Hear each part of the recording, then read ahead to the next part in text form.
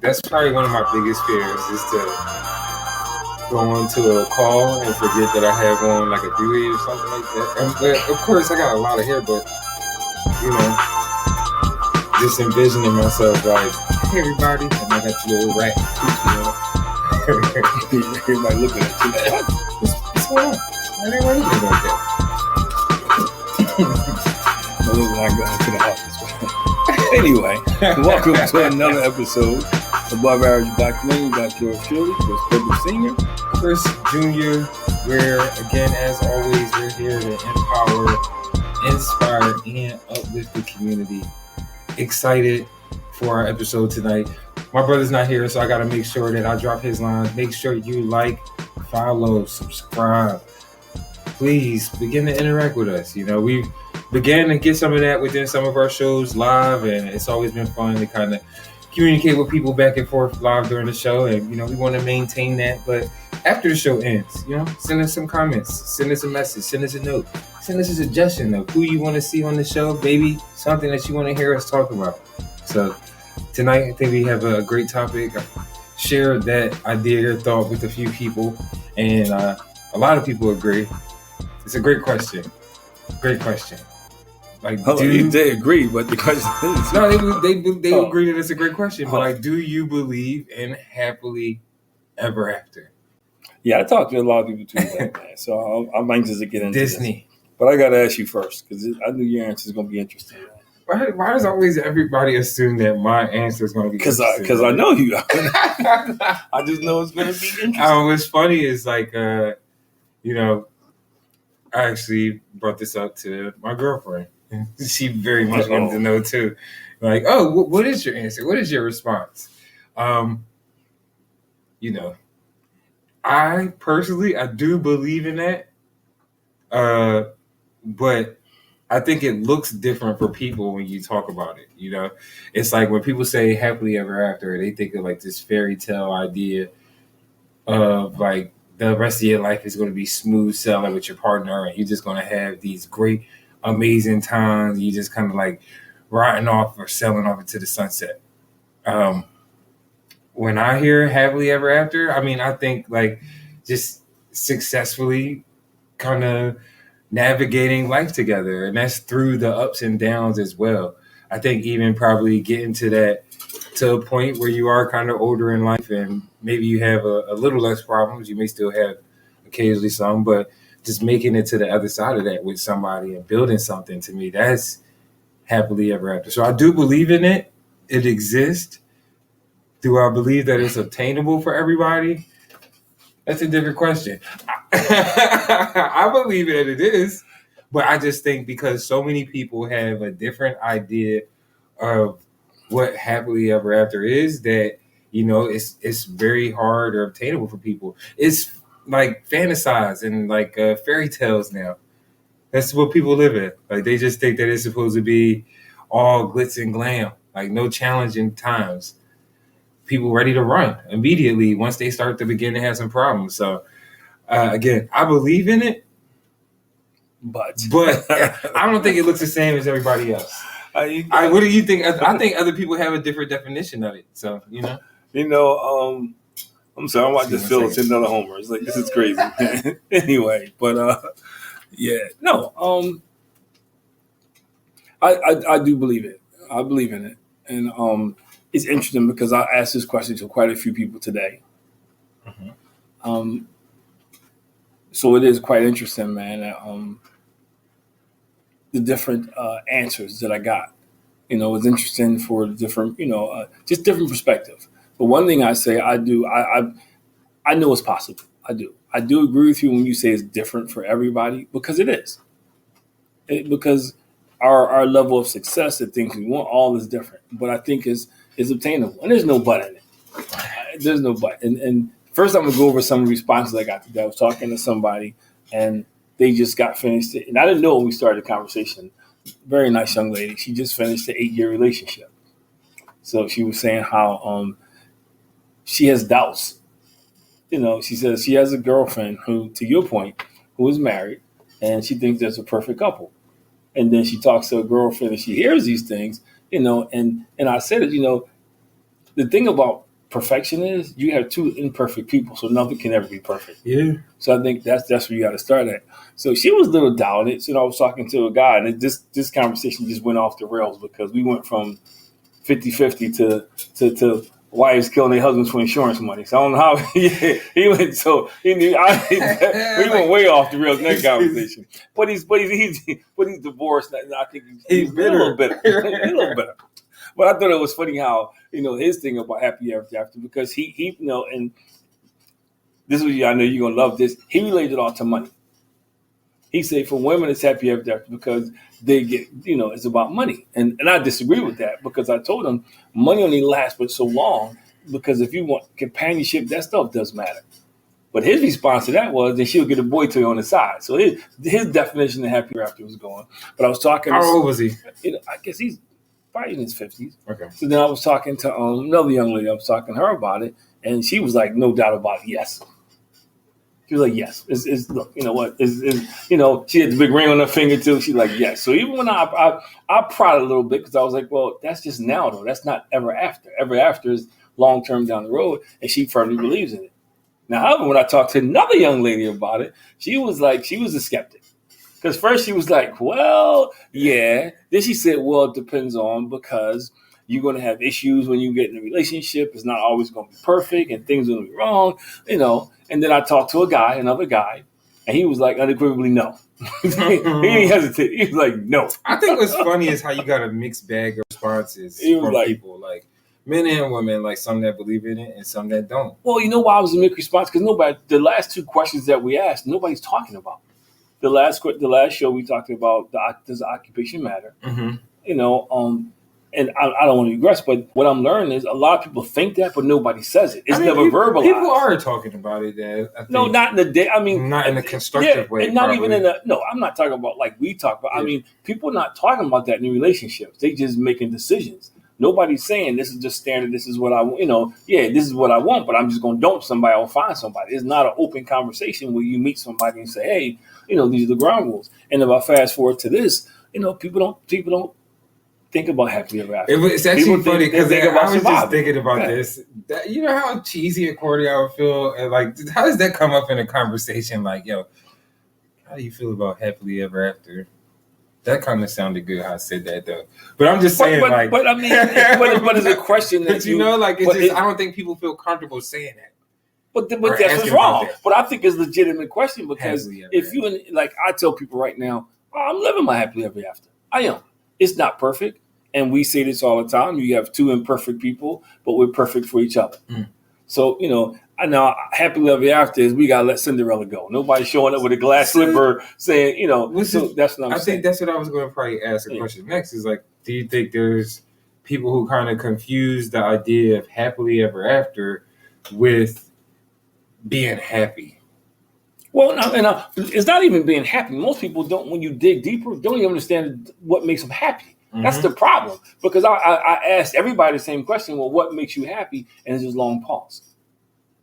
And people start thinking, they reach them because they start naming a bunch of material stuff. But that's temporary. Material stuff or acts and stuff like that. Or if you think a person is responsible for making you happy, that's not right either. So back to happily ever after, and I think, the way people view marriage now, nobody's thinking ever after. Nobody's still talking about, I'm going to be married for 20, 30 years. There's still a group of people that say, well, if it don't work, I'm getting out. But I think to the point that I just kind of made and you referenced and talked about is this where people kind of put their happiness solely on that individual that they're talking to. And that's where I think like a lot of people get in trouble, where it's like, oh, this person is not making me happy anymore. I need to go find that elsewhere. And that's where it's like sometimes to me, the idea of happily ever after is like, man, I don't think people are on the same page or in line when we talk about that. Like you referenced like how you and mom, you're imperfect. I don't think that people enter into relationships, kind of being open or accepted to the fact that this person is not going to be the perfect person all the time.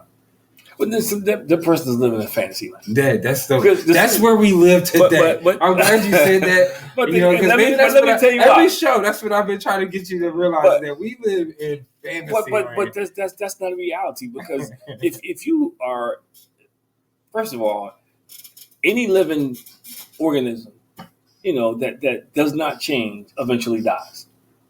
And I'm going somewhere with this. So if you think you're going to marry somebody and they're going to be the same person for 20 years, something is wrong with you. Yeah. Because people change, or something is wrong with them because people change. And I think this is where the different challenges come from, because people start to grow, people start to mature, people see things differently. So, that's part of happily ever after, is the process, man. It is building something. It's like, that's when you invent something, that's great, but putting it together and watching it develop, that's the fun part. Like, if you look at my sports analogy, you draft these players and you see it all come together, man, that's part of the process. Yeah. That's what makes it good. That's to me, that's what makes happily ever after, is because you look at this, we started here, you look at the thing you built together, and it has always been smooth. It's great, but that's looking back saying, man, I learned from that. We're closer because of that. I have a better understanding of who you are because of that. So you work into happily ever after. I think we think happily ever after is this like you said, fairy tale thing. Oh, everything will be perfect. I'm always gonna get my way. No, it's accumulation of things. I think something that you kind of referenced or brought up is like just people live in the moment. Yeah. Nobody's looking and thinking of the future, like how to get there, like what that looks like. Even if they do think of the future, like a lot of people, they just think it up into the wedding, the honeymoon. But see, and I agree with you. But isn't that part of the problem? Yeah, that is part of the problem. But I think that also kind of goes to the point in which I'm saying is like this warped view on happily ever after. Like, I think people just more so are celebrating or looking more so at the milestones. Like, like, all right, well, part of my happily ever after is we had a great wedding. We had a good honeymoon. We just like, all right, we had a baby now. Like, you know what I mean? It's just all like the highlights. Okay, and milestones. That's what you just said, and I'll take that. If you look at, and this every parent may not say, but it's like when you have a kid, you have a child, man, and you're raising that child. It's not all perfect. It's not all cookies and cream. But at the end, when you see that child become the responsible adult, whatever their level of success is, that's happily ever after.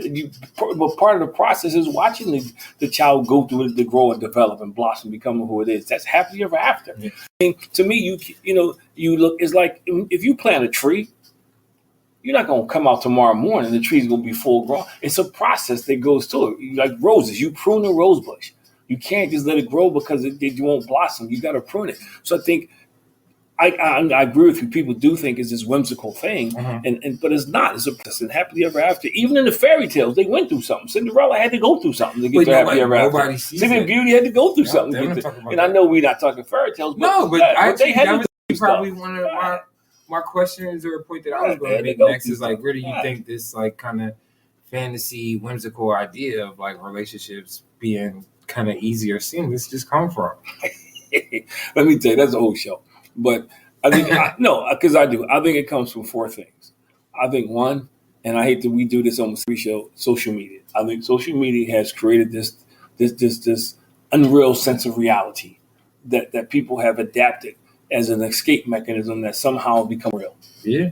I think that's one thing. I think two, the media. And I know we did social media, but the media, because if you look at, they're constantly telling you what success is. You got to have a Beamer. You got to have a luxury car. You need to live here. You need to look a certain way. And you hear that over and over and over again. You hear it over and over again. I think part of it is, we talked about this on this show too. We covered a lot of stuff. When you have the male-female battle. Yeah. Because now it's not us coming together. And we talked about last week when somebody makes more money, whatever it is, you got that battle. And, somebody always want to be in control. There's no together of the mind because, society says that,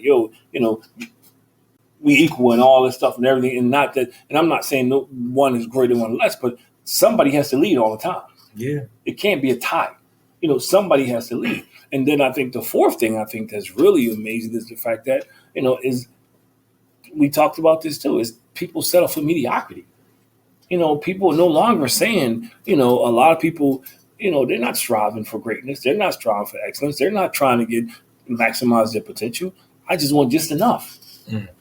And I think when you put all that together, so the fairy tale thing, it becomes a fantasy because, it's a guy who played the lottery for 40 years, $50 a week for lottery for 40 years. But because that, now if he invested that $50 a week over a 4-year period, been rich, so but when you get stuck in that also reality is the get rich thing because I want to have it. I was watching something and the guy asked the question. I forgot what he said. He asked the guy, he said, would you rather have $1 million today, or $10,000 for the next, I forget, but it was some time, but I forget the time frame he said. And the guy said, I want the $1 million. So the guy said, well, wait a minute, why? He said, because there's more zeros. He said, in actuality is not. If you take this $10,000 over the period of time, more. You could do more. But we all want instant gratification. We all want everything right now. And our sense of reality is based on fantasy. It's based on obtaining material things. It's based on having a relationship where we don't argue. We don't disagree all the time. We walk around whistling. Everybody gets their way all the time. Yeah. But that's not reality. And I think, again, that's where people get in trouble at when they think of this idea of happily ever after. Like, it just has to be like this seamless, easy thing that you are supposed to go through. Like, and sometimes it is. Right. Sometimes it is, and then sometimes it's going to be difficult, and you have your challenges and your ups and downs. But I just think when it comes to dating nowadays, like, there's a lot of confusion. Or just like you said, lack of communication where people aren't having these types of conversations or open dialogue about what it looks like. Because you want to be on the same page. Let me ask you a question. Do people know to ask those questions? No. You just said something that was interesting. You said because you felt like it just wasn't natural to ask that question. Well, you feel funny. But you want to know what? Because why wouldn't you want to know what somebody? Because I wouldn't say exactly like that. Like, all right, what does happily ever after look like? But I do want to know, like, what does a future look like for you? Like, are we going to? I would ask. I would say happily because it's just happily ever after. Because because in my mind I do know that when you say that, especially in this day and age, like, again, it's people who think of it in this fantasy type of way. So, wouldn't you want to know? Wouldn't you want to know that if I'm dating somebody and I'm serious, I want to know if this person thinks it's not obtainable. If this person thinks that it can't be achieved, I want to know. Yeah. I don't want to be thinking I'm in this long-term relationship and this person is like, well, this is as good as it gets, and I'm thinking like the bar is up here.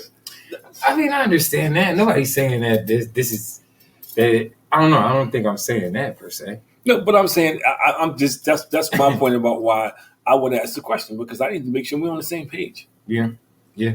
But again, I think I just ask it differently. I would be as direct, like, happily ever after. I would love, man. That's because you're very old school. If you don't ask, you don't know. You're very old school. If you don't ask, you don't know. You're very old school. And I think, again, like, again, it's this fantasy world that we live in nowadays where happily ever after, for some people, it's like, oh, you paying my bills. You taking care of this the rest of my life. I don't have to worry about that. Like, for some people, that's happily ever after, and I think. But it's more to it. See, my thing is, and for some people, like, oh, I just would have had a kid, and I would have had a baby. But again, that doesn't come without hardship. I think that's the point. But what happens when you desire companionship? And this is what I was telling the guy today who he was talking about the financial aspect. Yeah. So what happens when you desire companionship? When nobody wants to die alone. Nobody wants to be alone all the time. Nobody wants to have all this great stuff and have nobody to share it with. So my question, so what happens when, that occurs? Money will make you feel better and it kind of appease you, but there comes a time when you need more than that. Yeah. And all you got to do is look at some of the problems people in Hollywood have. They got money. Yeah. I mean, listen, I believe in understanding that adage of, like, more money, more problems. And it's hard to say that. I mean, hard to believe in that if you're in a position where, I just think it's more money, different problems. I don't say more problems. I say different problems. It's certainly different problems. A certain different level of problems. But, I think it's still important to people. But I'm not saying it shouldn't be important. But it's like, to me, and I say this, we always end up coming here. If your relationship is based solely on finances, that's not a healthy relationship. Because you can't control what happens. Mm-hmm. Something can happen and your finances have to tighten up. That's just a fact of life.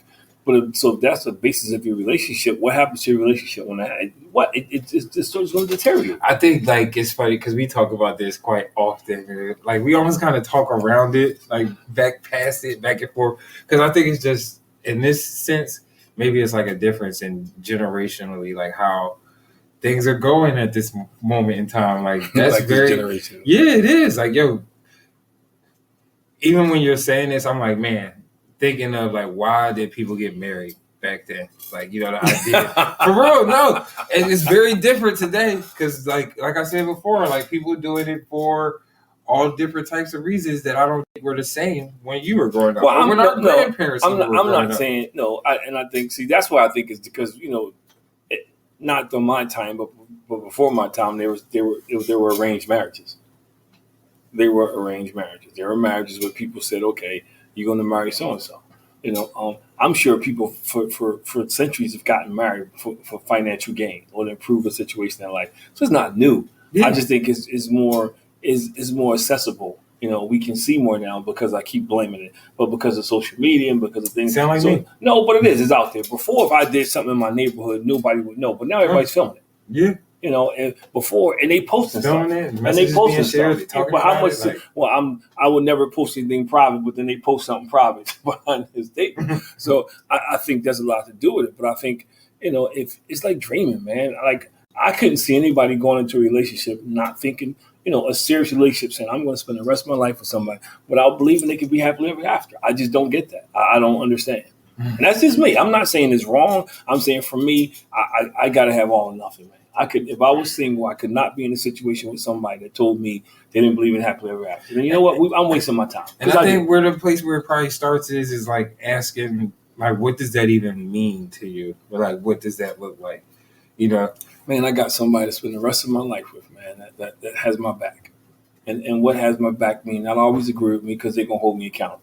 If I'm out of pocket, they're going to tell me I'm out of pocket. If I'm doing something I ain't supposed to be doing, they're going to let me know.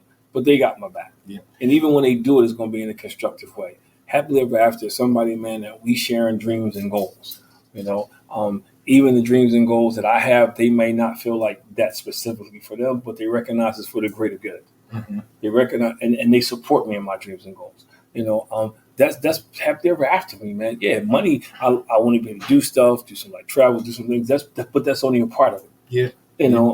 I just think having that person, man, that you connect with, that through thick and thin, man. When they sick, you take care of them, man. When you sick, they take care of you. You both want to enjoy things together. It's not just about me.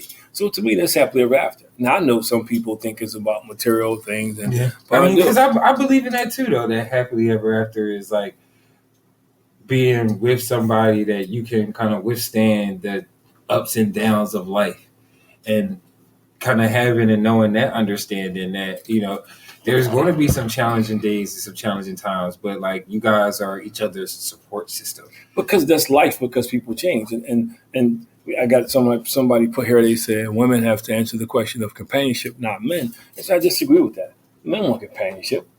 I know we want to be bravado and say we don't need nobody, but that men want companionship too.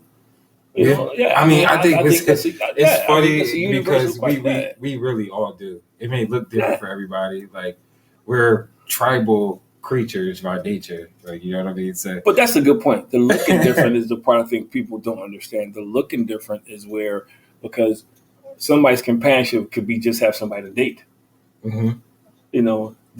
They go home and they go home. That could be their definition of companionship. I don't want to live with nobody. I don't get married, but you go to your place, I go to my place. You go to your side of the house, I see you tonight in the bed. Like it's just like. But I think getting back to, I don't know. I just think they don't talk. I think it's the same thing when I probably should have asked the same question. Did you believe in true love? Because I think they go hand in hand, man. I think if you really love somebody, you say I love you, and you sold out for the relationship, how could you not think happily ever after? It doesn't mean you guarantee it's going to be smooth. It doesn't mean it's guaranteed. If you really love somebody, you should be able to work through like 99% of the stuff. Now, there's some things that's just not acceptable. Yeah. But there's some things that you should be able to work through, man. I just always feel like when you say that thing, some part of me just like wants to bring a little bit of negativity to it. Like, he says, women wanted to be wives in those days. Being a wife in the 1920s was like winning the lottery. Not today. It's about material. That was good. That was good. It is, but That was good. I think again that's like to the point that I've been making about how this generational shift, has been occurring and taking place where it's certainly changed like why people are getting married or not. Yeah, like people still get married for love, but certainly the financial part is. But I'm giving you another example. People get divorced for that. One of the guys I was talking to today, he's 41 years old, and he said something to me, and I think that's part of the problem. He says, well, that's the norm. It's not the norm. He said, what's the norm now? The norm of people not getting married and no happy ever after. And I said, see, that's the problem. That's not the norm. Maybe in your group of people, but that's not the norm for everybody in the world. We say that, and I think we easily adopt it because somebody says it's the norm. And then we allow it to become the norm. But that's not the norm. And then the other thing is, who says you got to line up with the norm? Who says it got to be like everybody? This is a 41-year-old dude. And I know he didn't mean anything by it, but I mean, why is that the answer? Because that's the norm. Because that's the norm. And so, look, I want happily ever after. And I don't care I don't care if I spoke to 40 people today and they told me that to me, you got to have that. I don't think you can go into a relationship and say, man, I'm going to spend the rest of my life with this person, but you cap it. You want to know what the problem is that there's a lot of delusion out there, and I feel like I've referenced this with this. Every show that word comes up. Delusion, yes. First it was fantasy, now you got back to somebody delusion. Somebody told me I was delusional because I was a Scorpio. Oh my goodness! See, and that's part of the problem right there too. Like what sign are you? That's how you can't have happily ever after, because they in this whimsical world of judging people based off when you were born. So that's also part of it. But it's just, I don't know. I think it's this warped ideal or perspective of like what happily ever after is. I think that people don't take into account that means that you will have some challenging times. Mm-hmm. Like this person that you're with may not necessarily make you happy every day. But then another part of it too is I don't think that people kind of take a step back enough to even look at the part that they play in. Juicy and the family says, hi, guys. Yep. She says that's right. So I don't know what point they're saying. Yeah, but I think, to me, I think, like how do you, I don't know, how do you be happy if you put a ceiling on it? You get into a relationship and you don't think it's happy ever after. Why do it? Mm-hmm.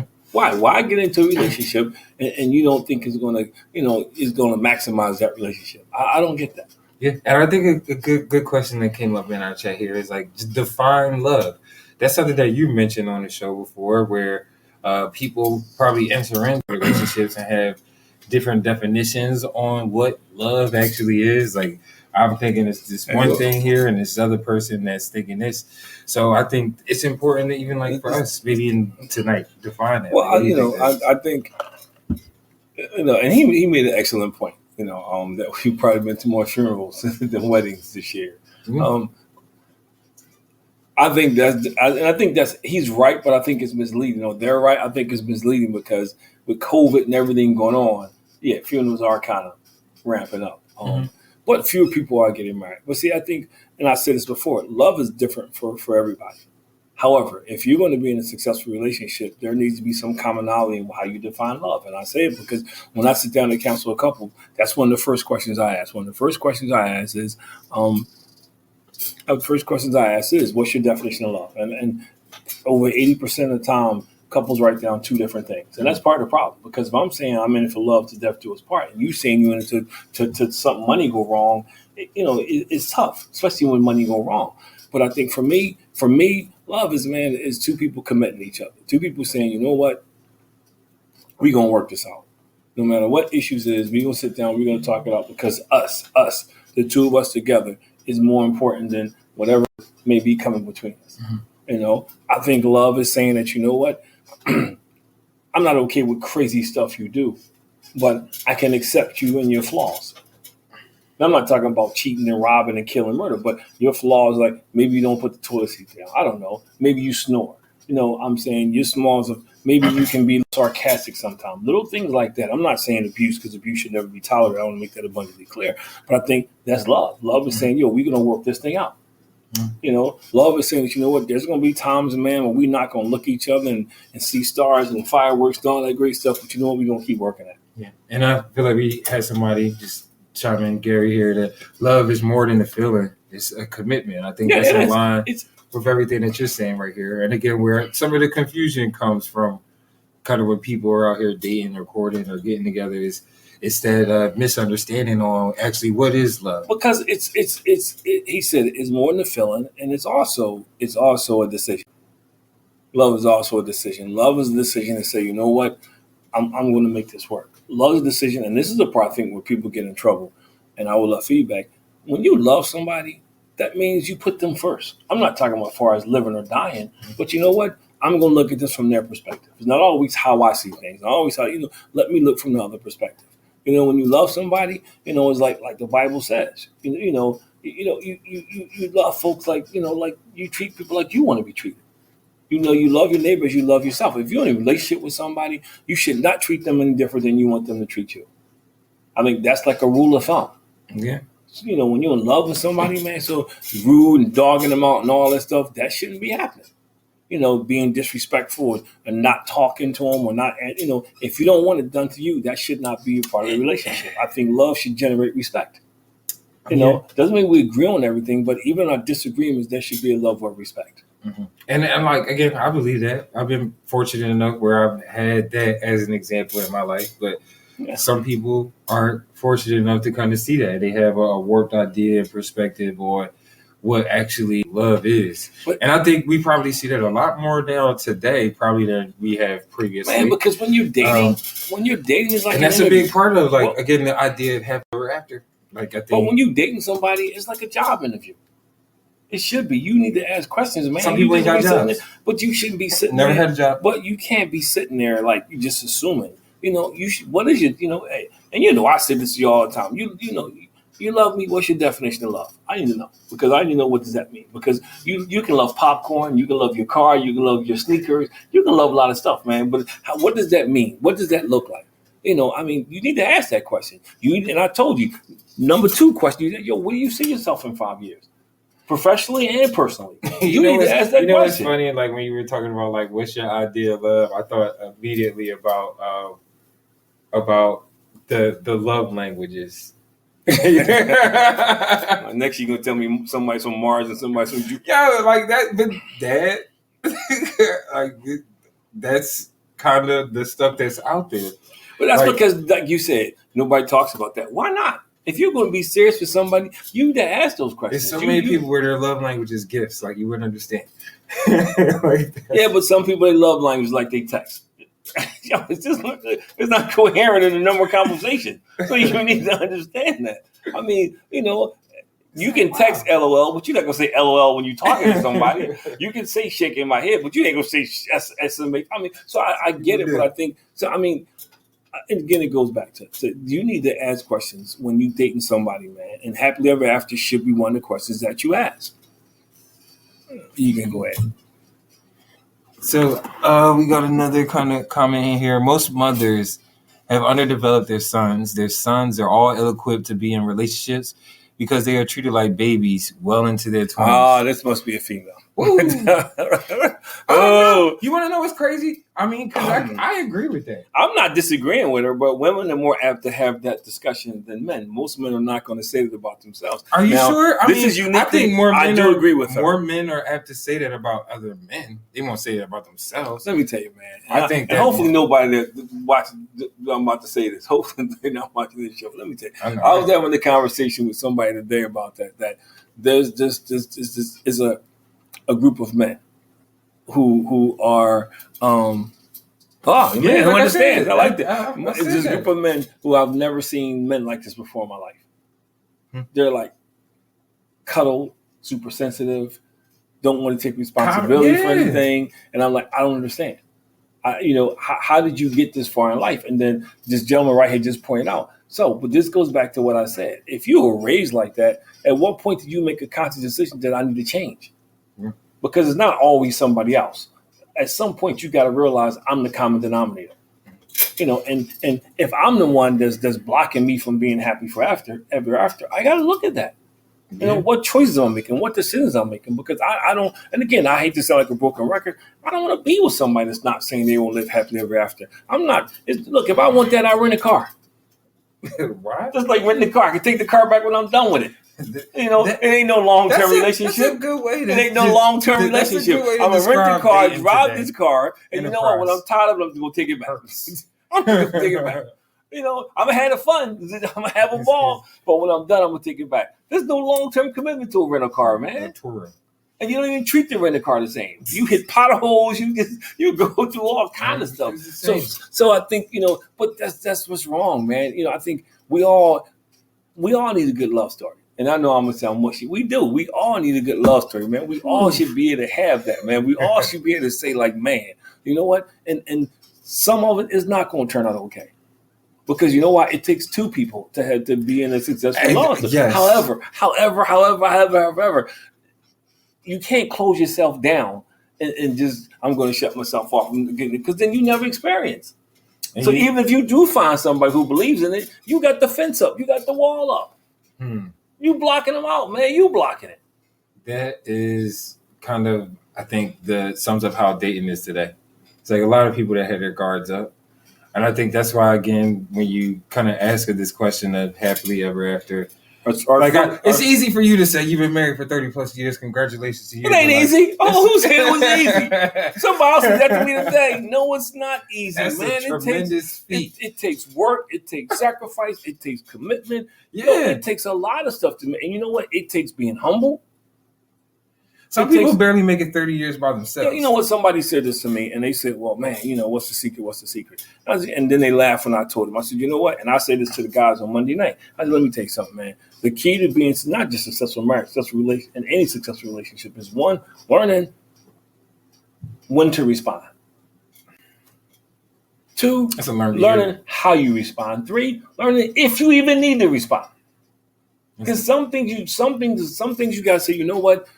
I'll deal with this later and calm her heads because I know what she is. Some things you got to say, okay, how am I going to say this? Because I don't want to come off, so I got to phrase it in a certain way. And then sometimes you got to say, you know what, that's not even worth me responding to. I'm actually kind of glad that you're saying that because, like, my mind now is thinking, you know, if you do believe in this idea that happily ever after does exist, it's like, man, what does that look like?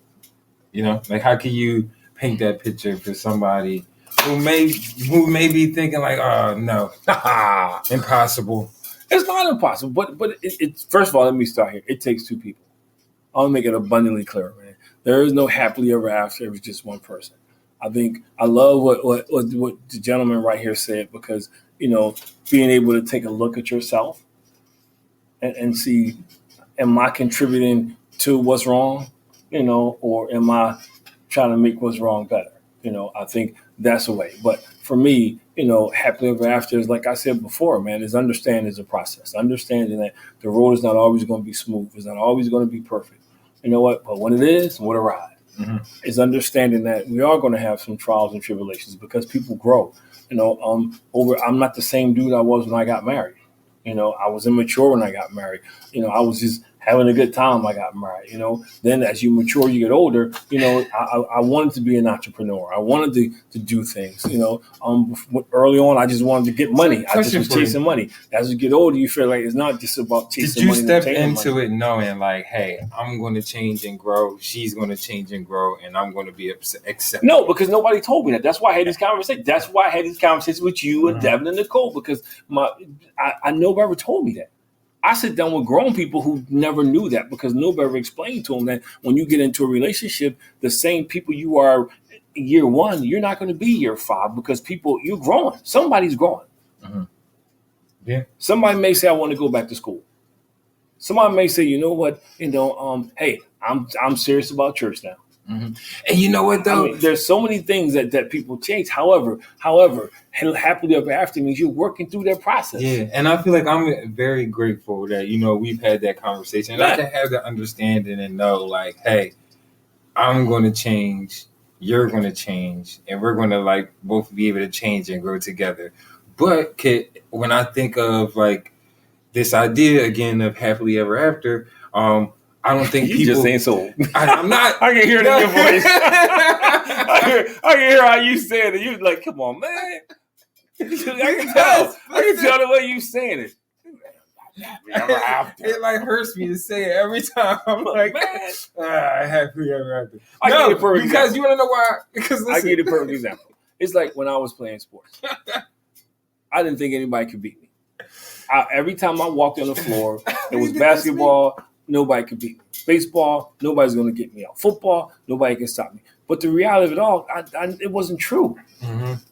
But my mindset was when I went out there, and that made me better because I went out there with that mindset and I worked harder to make it happen. It's the same thing with happily ever after, man. You got to have a mindset to say, we can do this. You can't go into it thinking, well, this is going to go wrong. This is going to go wrong. Or Uncle Pete didn't work out for Uncle Pete, didn't work out for Aunt Pete. No, you got to go in the mindset that, you know what? I'm going to achieve that goal. I'm going to do what I got to do. You know what? Like I would say that people, my age generation, people think like that.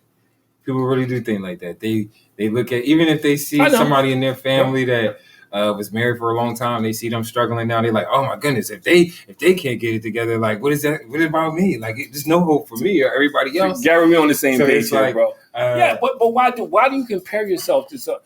On my devotion today, one of the things I say in my devotion today, you heard me say this forever. Mm-hmm. I said, you should be reading them, by the way, because I know I sent them to you too. But anyway, they're lengthy morning reads. But what did I say at the end? I've always told y'all, walk in the joint like you own it, man. Yeah. You never walk into a place feeling intimidated or feeling like you got to be somebody else or you less than anybody else. You're walking like you own it. And that's the same way you got to live you can't live your life based on what somebody else did not do, what they could, because that ain't us. Right. Yeah. That's not us. We all have different gifts and talents. If I sat down and said, and I compared myself to everybody in the neighborhood, I would have got what everybody else in my neighborhood got. But because it's like here two sides of that there. It's like you do want to see like somebody that like you can aspire to be or look up to. Not to saying I want to have exactly what they had, but it's like that idea of like just knowing and seeing like, man, that's possible. Like, okay. Like, yeah, they did that. Or even if it's somebody close to you, like somebody you feel like you can go to and be like, man, how did you do that? But that's different. That's different saying I have somebody to aspire to than somebody to compare myself to. That's different. And I think that's why we go full circle. That's why people don't think about happily ever after, because you're comparing yourself to all the bad stuff. Like my man said, more funerals than weddings. You know what? But I don't focus on the funerals. I focus on the weddings. I don't. But it's like the glass half empty, the glass half full. I think our focus has to be different. If you go into a relationship, carrying the burdens of all your past relationships, it's not going to work.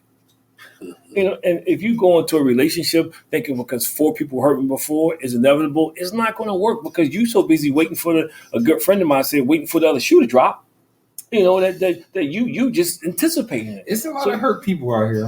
And I know it. I'm not dismissing somebody's hurt, but you can never see. And I say this, because I started another workshop in the shelter yesterday with a group of mixed group of guys and girls, and I told them the same thing because we were talking about the importance of nurturing yourself. And this ties in because if you don't take care of yourself, you never see happily ever after because you're going through all your stuff. And I asked him a question. So when I'm asking you the same question, and everybody out there that's putting chat in the box and everything, I'm really curious about this. Why do we allow after? Let me rephrase that. Why is it that when people hurt us, we now hurt ourselves? I don't understand. What do you mean by we hurt ourselves? Because somebody hurt me. Like we locked down? Yeah, somebody hurt me. Or 2 people hurt me, so now I'm hurting myself because I refuse to care about anybody else. I'm hurting myself. I'm not hurting those 2 people. Or in their instance, they started taking drugs. They started getting high. They became addicted to something. I don't understand that. While we take somebody who hurt us, we take and turn around and hurt ourselves. And there's no different. There's a difference of putting your guard up. The young lady who told me about the 8-year relationship, I got it. She has her guard up, but she is open. She says, "Right now, I'm just not ready." Yeah. Right now, I just got to go through something, which is wisdom. I got to get myself right because I don't want to carry this baggage, this garbage into my next relationship. Even in church, and I know I'm going to get beat up for this, even in church, we allow somebody else to define our relationship. No, and every relationship is different. And your mom and I, it's just totally different. Yeah. I iron, I do laundry, I do that stuff. Yeah. And it works for us. Yeah. So I think we got to stop comparing ourselves to other people. Stop trying to be like somebody else and say, you know what, I'm going to be the best version of me I can be. And you know what, I deserve happily ever after. I don't care if Joe, Jang, Pete, Bob, and Brucey Ann, whoever they are, I don't care if they never got it. I want to be different.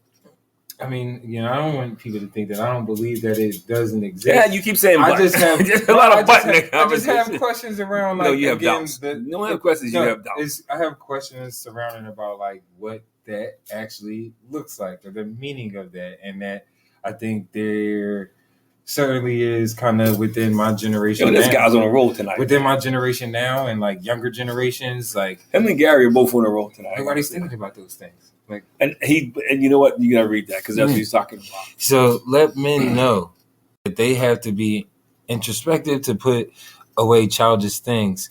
Once we find an inner child that is blocking our path to adulthood, then we can transcend into manhood. Yeah. Like I think, but see why? And that's my point. Why is like I think every nobody. I don't think any. Let me say. I shouldn't say that. Most people have never just had one love. You probably met somebody and they broke your heart. You on things, but if you carry it into every relationship you go into, you will never have another healthy relationship. If you allow that to make you determine that you're not going to live happily ever after, you may meet a person that's ready to live happily ever after with you, but you never obtain it because you got the block up, because you think it's not obtainable. So you're not getting the most out of your relationship. And then what happens is you end up being unsatisfied because you're not getting everything out of your relationship that you want. Mm-hmm. That's deep. Thank you. Is that what you've been trying to get me to come to all night? Like, say, like, you know what? I can agree with that. No, I'm just saying that we make things so complicated and they don't need to be complicated. And maybe because I deal with so many different populations and I see the hurt and I see people, I'm never going to do this again, or all men or all women. I hear it all the time. All white people, all black people. I hear it all the time, man. And people talking out of hurt. And then when you talk them and you walk through the process with them, you hurting yourself more than anything else, because now I'm putting limits on me. Yeah. I'm not getting the most out of my life. So I'm going to go through my life expecting to get hurt.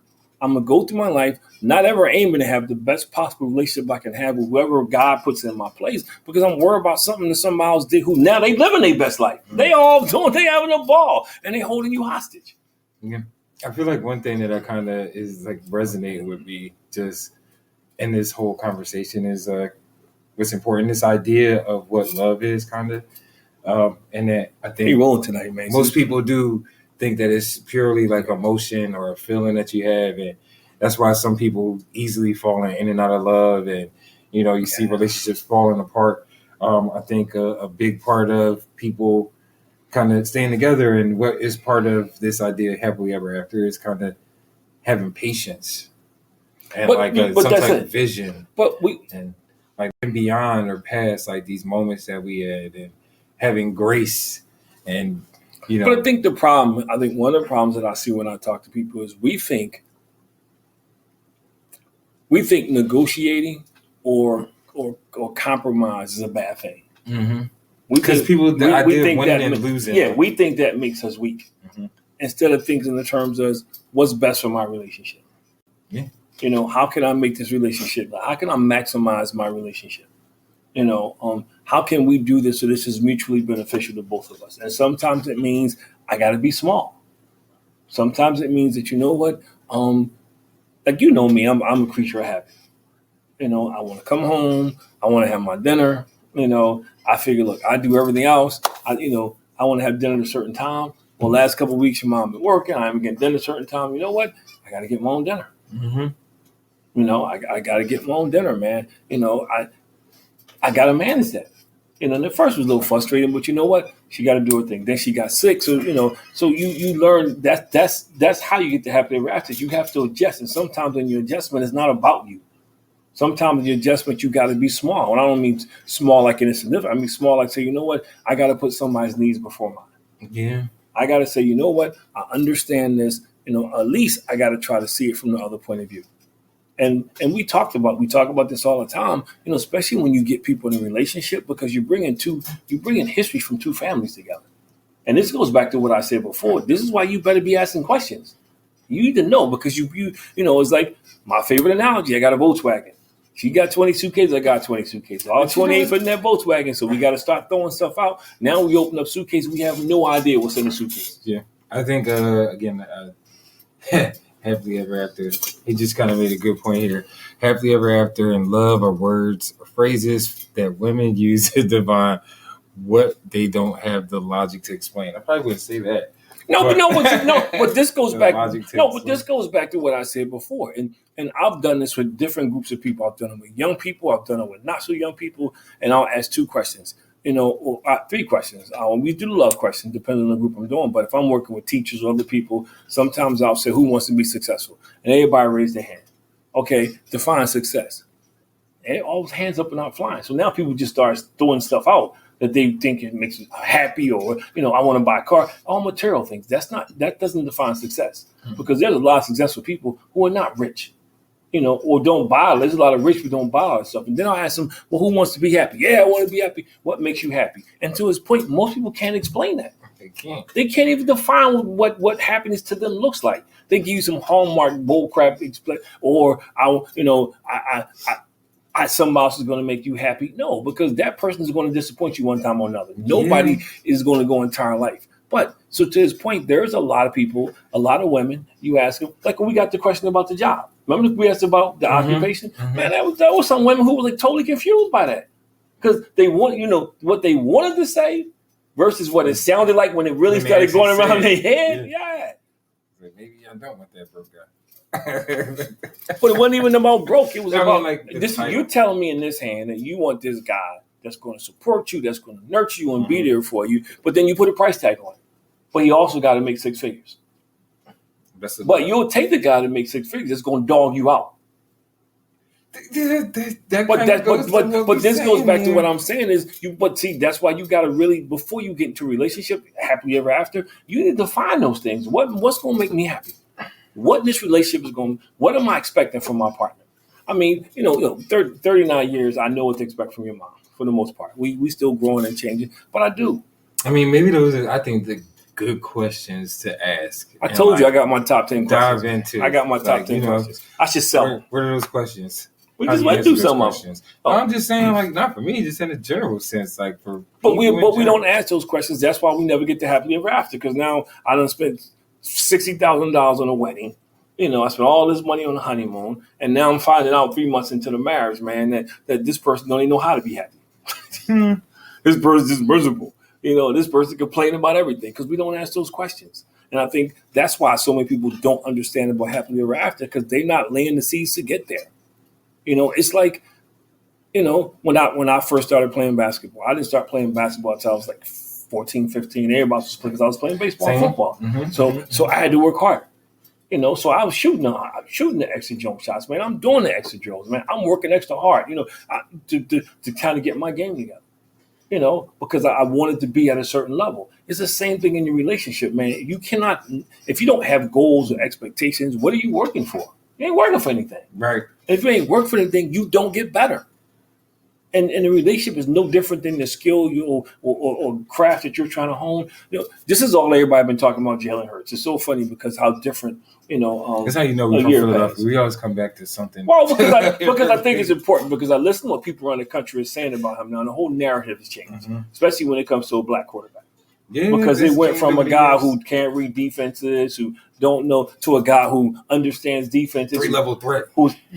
He's constantly working on his craft. His knowledge of the game is superior. You hear different terminologies now. And so I'm saying, but it's the same thing in relationships. If you're not doing that, you just kind of, you're not going to get better. No.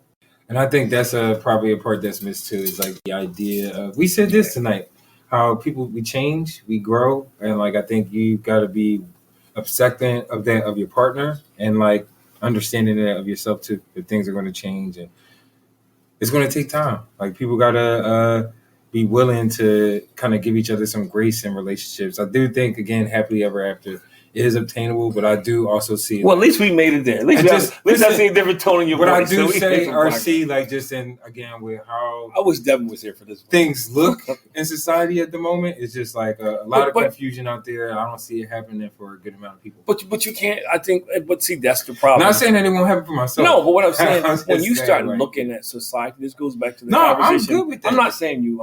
When this goes back to the conversation when the guy was saying what the norm is. That's not the norm. That's a small group of people. That's a norm in that particular group of people. That's not the norm. Like Sunday. I'm preaching at Alonzo's church on Sunday, man. And my topic is our legacy in Christ. A king's life. And one thing I'm going to talk about is how, we should be separating ourselves from the world. The world should not be dictating how I live. If I know right from wrong, I don't care. My father used to say this all the time. He said, son, how many kids in your class, son? And I would say 25. He said, let me tell you something. If I come up there better only be 24 kids acting a fool. Because you know what's going to happen. He made it abundantly. I don't care what them 24 kids are doing.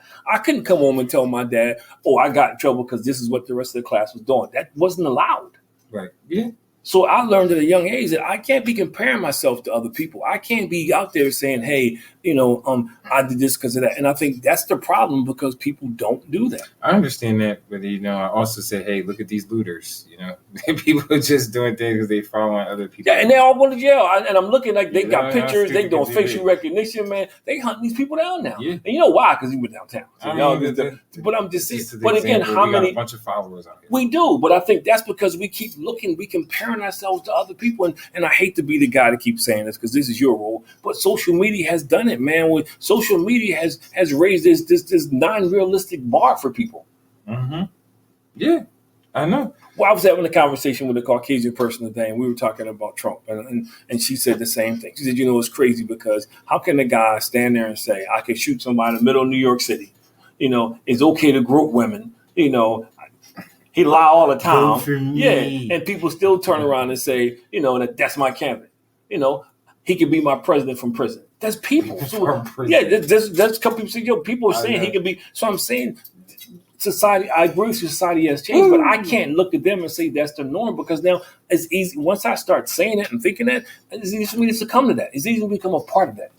It's easy for me to accept that as the truth and reality, and I failed. I won't do that. I mean, that's the norm on that side, man. They looking crazy. But then something is wrong with you. If that's your friends and that's the norm in your circle, you gotta look too. Yeah, I think it's also. I don't want to say it's necessarily a fact that it's the norm. Yeah. It's a matter of like who's the loudest, who can be the most viral, like who's got the most. I agree. Kind of reach. But also say, at what point though do we? It's not the right people that's talking about certain. Like things. I don't know what's wrong with a little fantasy. I'll say that as we get ready to close. What's wrong with having a little fantasy in life, man? What's wrong with having an imagination? What's wrong with dreaming, man? I don't see the harm in that.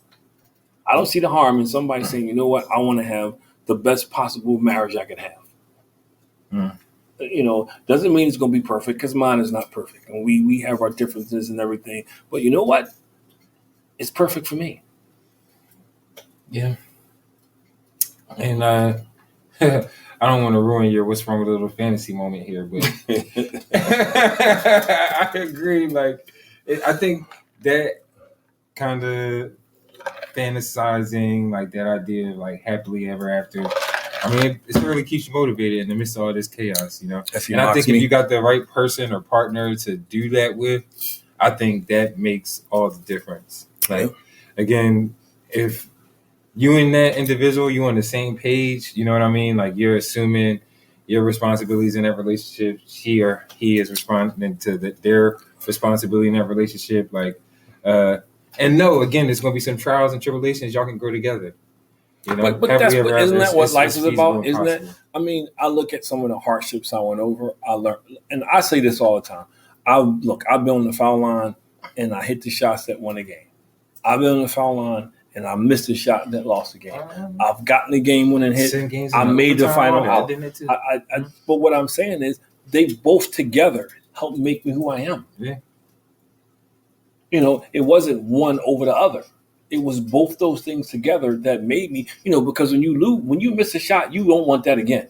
That taste in your mouth is so sour, it's so that, you don't, and you work harder. And sometimes you got to ask yourself the question: would you have worked that hard if you had never experienced that feeling? And the answer more times than not is no. People want the reward without the risk. I know, I get it. That's all I have to say. We get at that. They want the rewards without the risk. Like, that's just how. But that's why they don't have happily ever after. All right. Folk, don't listen to him. Yeah. I'm telling you, it's real. It's attainable. It's real.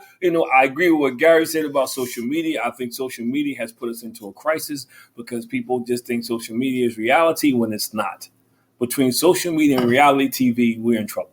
Mm-hmm. The guy I was talking to today, and I'm going to close on this. The guy I was talking to today, and hopefully he ain't watching it, he said something, and me and the girl, all we could do was laugh because when he said norm, I said, okay, where's your norm coming from? He named about 5 TV shows. He named about 5 TV shows. Well, Dr. Phil, no, Steve he was Harvey, talking about, these crazy shows. Like, what's the show? Your mom watches it sometimes. The What You Did for Murder. For Love. Look, in the name of love. They kill they mate. And I'm not watching this show. They kill they mate, he started naming these crazy, not even these crazy shows. I'm thinking to myself, that's your problem. Look at your norms. But you know what?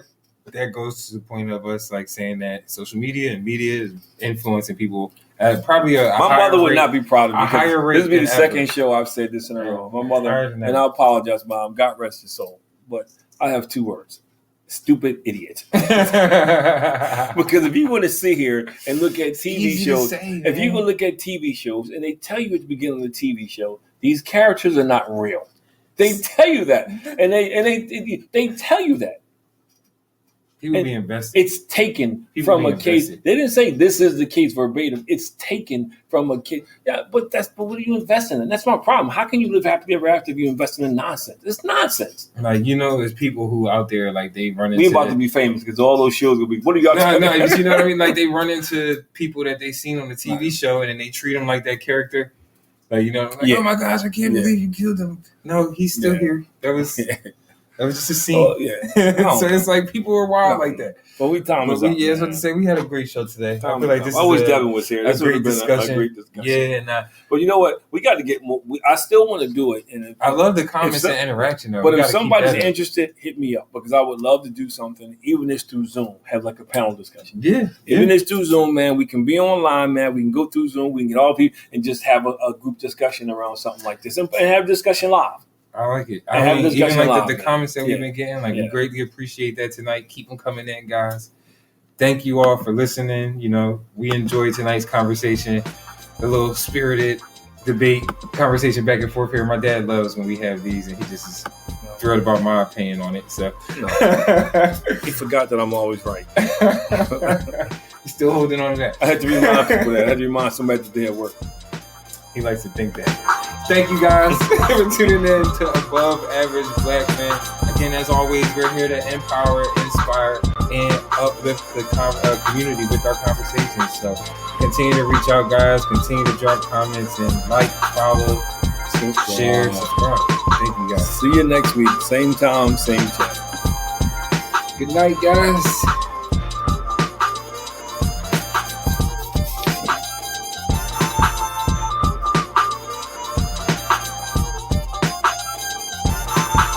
Like 5